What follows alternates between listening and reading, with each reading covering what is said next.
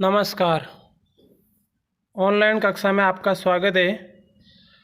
आज हम पढ़ेंगे कक्षा 9 विषय हिंदी पाठ 2 ल्यासा की ओर का भाग दूसरा।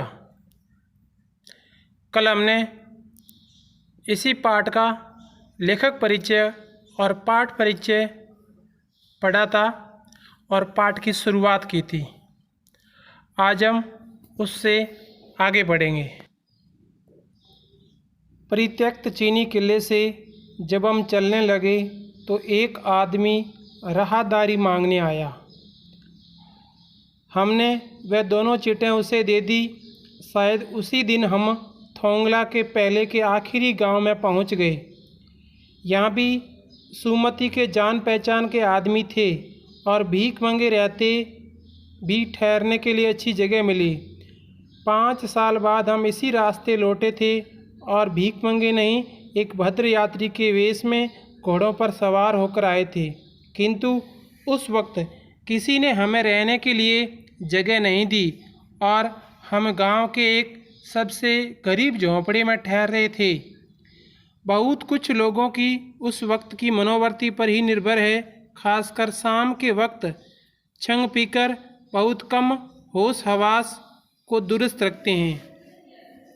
तो लेखक जब परित्यक्त चीनी किले से, परित्यक्त मतलब त्यागी हुए चीनी किले से जब लेखक और सुमति चलने लगे तो एक आदमी राहदारी मांगने आया, मतलब पैसा।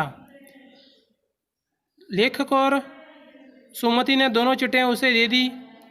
शायद उसी दिन थोंगला के पहले के आखिरी गांव में वे दोनों पहुंच गए थे। सुमति लेखक का गाइड था, पथ प्रदर्शक, मित्र कह सकते हैं। और भीख मंगे रहते भी उनको ठहरने के लिए अच्छी जगह मिली।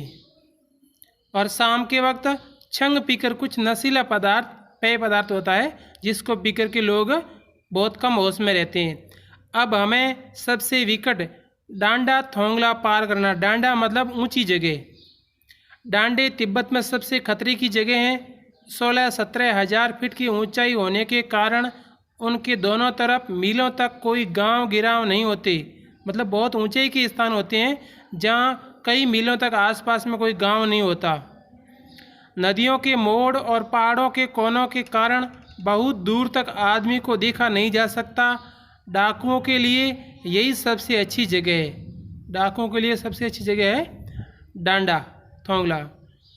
तिब्बत में गांव में आकर खून हो जाए तब तो खूनी को सजा भी मिल सकती है, लेकिन इन निर्जन स्थानों में मरे हुए आदमियों के लिए कोई परवाह नहीं करता कि कहीं आबादी या रहवासी जगह पर यदि कोई खून हो जाए तो वहाँ तो फिर भी कोई सज़ा मिल सकती है, लेकिन ऐसे निर्जन स्थानों पर कोई आदमी को मार भी दे तो कोई सज़ा नहीं मिल सकती।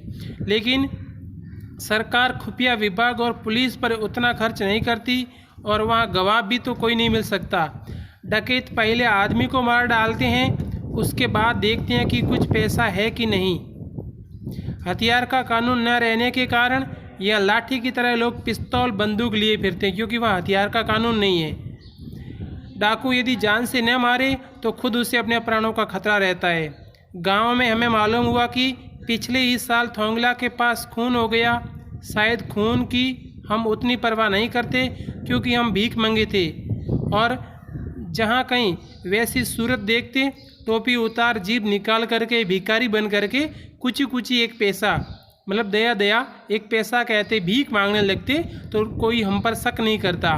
लेकिन पहाड़ की ऊंची चढ़ाई थी, पीठ पर सामान लाद कर कैसे चलते, और अगला पड़ाव 16-17 मील से कम नहीं था। मैंने सुमति से कहा कि यहाँ से लंगकोर तक के लिए 2 घोड़े कर लो, सामान भी रख लेंगे और चढ़े चलेंगे। मतलब ऊंचाई थी और रास्ता भी दुर्गम था, तो लेखक ने सोचा कि घोड़े ले लिए जाए, आसानी से आगे का रास्ता तय करेंगे।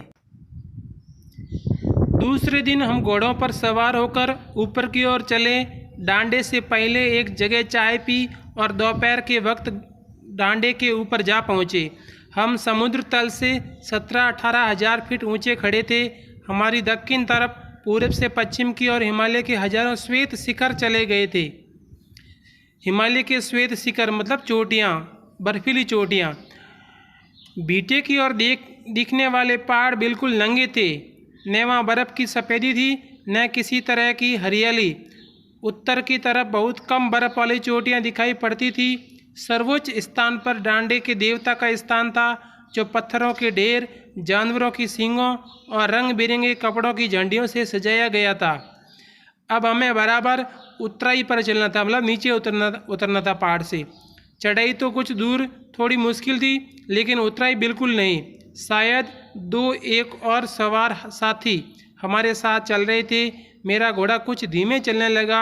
मैंने समझा कि चढ़ाई की थकावट के कारण ऐसा कर रहा है और उसे मारना नहीं चाहता था। धीरे धीरे वह बहुत पिछड़ गया और मैं डॉनक्विस्टो की तरह अपने घोड़े पर झूमता हुआ चला जा रहा था। जान नहीं पड़ता था कि घोड़ा आगे जा रहा है या पीछे। जब मैं जोर देने लगता तो वह और सुस्त पड़ जाता। एक जगह 2 रास्ते फूट रहे थे। मैं बाएं का रास्ता ले मील 1.5 मील चला गया। आगे एक घर में पूछने से पता चला कि लंगकोर का रास्ता तो दाहिने वाला था। फिर लौटकर उसी को पकड़ा। 4-5 बजे के करीब मैं गांव से मील भर था तो सुमति इंतजार करते हुए मिले। मतलब जब लेखक का घोड़ा धीरे चलने लगा तो सुमति उस रास्ते से आगे निकल गए थे और लेखक पिछड़ गए थे। और जब 2 रास्ते बंटे तो लेखक को पता नहीं था कि कौन सा रास्ता लंगकोर जाता है, इसलिए वो पिछड़ गए थे। तो पिछड़ने के कारण सुमति उनका इंतजार कर रहे थे। मंगोलों का मुंह वैसे ही लाल होता है और अब तो वह पूरे गुस्से में थे, क्योंकि सुमति लेखक पर गुस्सा हो गए थे कि पीछे कहाँ रह गई, अभी तक आए नहीं। उन्होंने कहा, मैंने 2 टोकरी कंडे फूंक डाले, 3-3 बार चाय को गर्म किया। मैंने बहुत नरमी से जवाब दिया। कंडे मतलब गोबर के बने हुए उपले। मैंने बहुत नरमी से जवाब दिया, लेकिन मेरा कसूर नहीं है मित्र। देख नहीं रहे हो कैसा घोड़ा मुझे मिला है। मैं तो रात तक पहुंचने की उम्मीद रखता था। खैर, सुमति को जितनी जल्दी गुस्सा आता था उतनी ही जल्दी वह ठंडा भी हो जाता था। लंगकोर में वह एक अच्छी जगह पर ठहरे थे। यहाँ भी उनके अच्छे यजमान थे। पहले चाय सत्तू खाया गया और रात को गर्मा गर्म थुक्का मिला।